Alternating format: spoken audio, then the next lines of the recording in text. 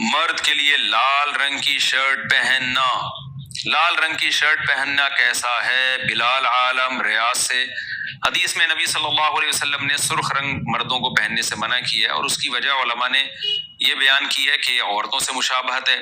تو کوئی ایسا سرخ رنگ جس میں خواتین سے مشابہت ہو رہی ہو تو بالکل مکروہ تحریمی ہے، ناجائز ہے، لیکن اگر خواتین سے مشابہت نہیں ہو رہی تو بھی ناپسندیدہ بہرحال ہے۔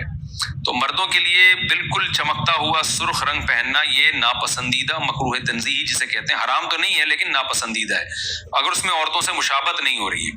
تو اس لیے بہتر یہ ہے کہ بالکل لال چمکتا ہوا سرخ نہ پہنے، بہتر یہی ہے۔ اگر کوئی پہن لے گا بھی تو گناہگار نہیں کہیں گے ہم اس کو، لیکن بہرحال خلاف اولا ضرور ہے۔ البتہ اگر مکسر کلر ہے جیسے سرخ دھاریاں ہوتی ہیں بعض دفعہ، تو اس میں کوئی حرج نہیں ہے۔ گریبان کا بٹن کھلا رکھنا سنت ہے کیا؟ گریبان کا ایک بٹن یا پہلا بٹن کھلا رکھنا سنت ہے؟ زبیر صاحب مہاراشٹر سے۔ نہیں جی بالکل ایسا نہیں ہے، بلکہ ایسے وضع خطا میں نماز پڑھنا جس سے پہن کے انسان ایسے کپڑے کو پہن کے عام محفل میں نہ جا سکے، وہ بھی مکروہ ناپسندیدہ ہے۔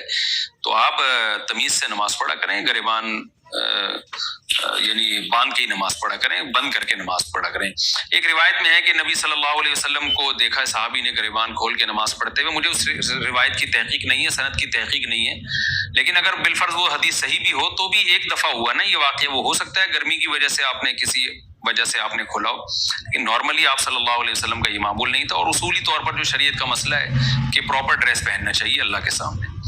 تو گریبان کھول کے اگر کوئی گرمی یا کسی وجہ سے پڑھ رہا ہے تو بھی نماز ہو جائے گی، بہتر یہی ہے کہ گریبان بند کر کے نماز پڑھیں۔